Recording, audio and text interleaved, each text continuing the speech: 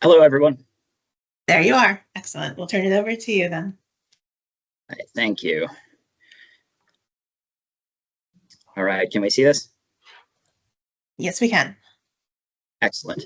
All right, well, hello, everyone. My name is Andrew Forrester, and I'm an economist and demographer in the Division of Local Area Unemployment Statistics at the US BLS. And I'm going to talk today about some recent research we've been doing into investigating seasonality in UI-covered agricultural employment for our counties. So as a quick disclaimer, these are my views alone and not those of the BLS. So a brief overview about the LAUS program.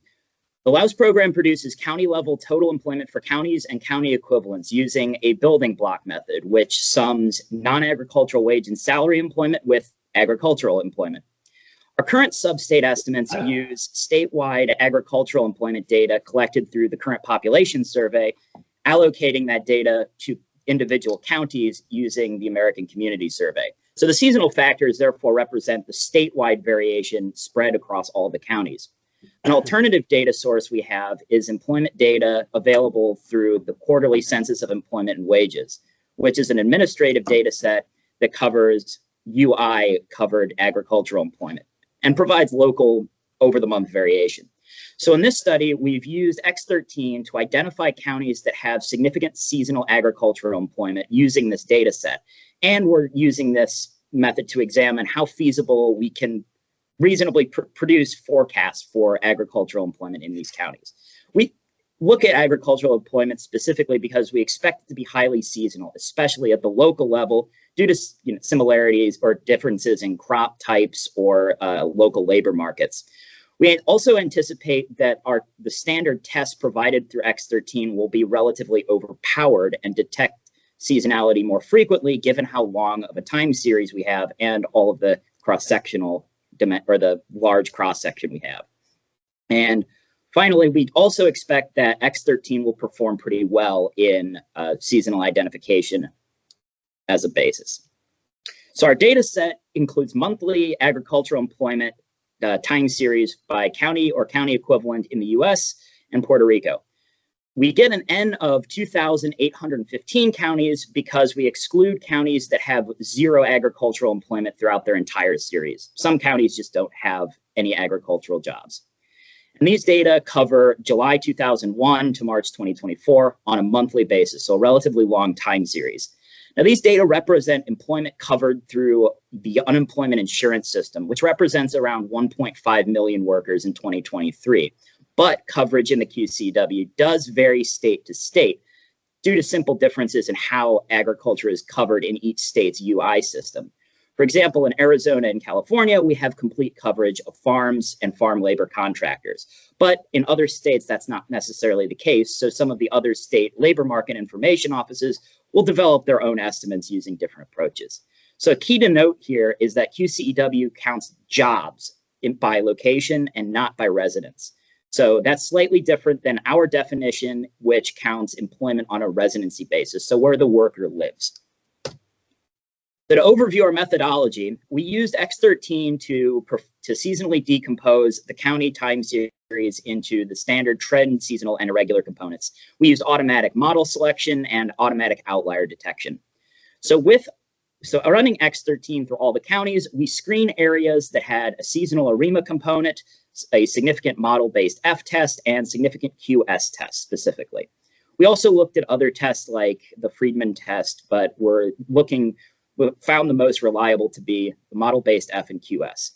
But we also want to add a little nuance to how we sort counties based on seasonality.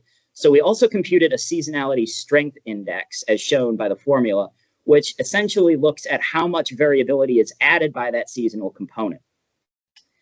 So given our long time series, our standard test might suffer weaknesses. For example, since the QS test only tests the first two seasonal autocorrelation, we might expect, given our time series length, there might be deeper patterns.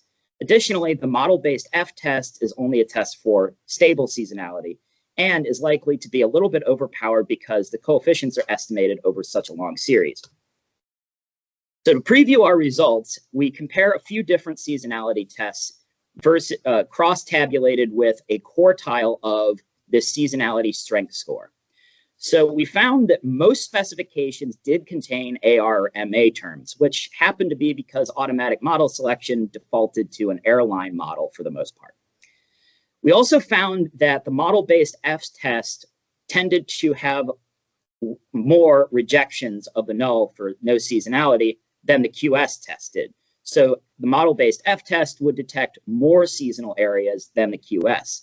However, we also noted after some visual review that the more seasonal trend or the more seasonal counties tended to have QS statistics greater than 150. And this is confirmed by the fact that in the larger quartiles of the seasonality index, i.e. a larger index in 3 and 4, we found a significant number of counties, whereas not in the lower quartiles. To look at the distribution of the QS statistic, I took the natural log to crunch down the distribution for visual purposes, but we find that there's the wide preponderance of counties fell in this very large QS score. So if you look at the dashed line, that shows the 50th percentile.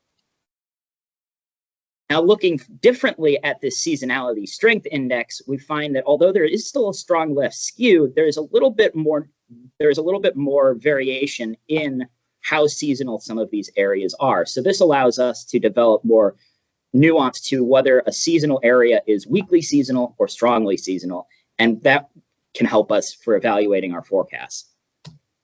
So a brief discussion of, this is again ongoing research, but what we found is that the QCW's administrative data show expectedly agricultural employment was quite seasonal across sub-state areas.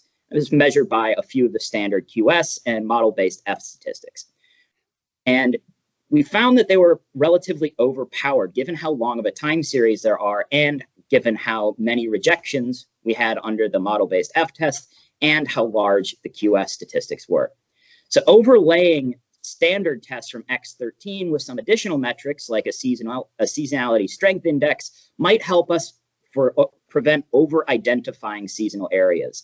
So whereas QS and the model-based F test would suggest that it's seasonal, the seasonality strength index might help better inform us. So some further work, we look to add additional seasonality testing. So for example, testing for moving seasonality and also looking at deeper seasonal autocorrelations given how long these time series are. We also want to examine spatial relationships between the seasonal factors. For example, there may be similar seasonality patterns because counties have common shared crop types or have commuting flows between them.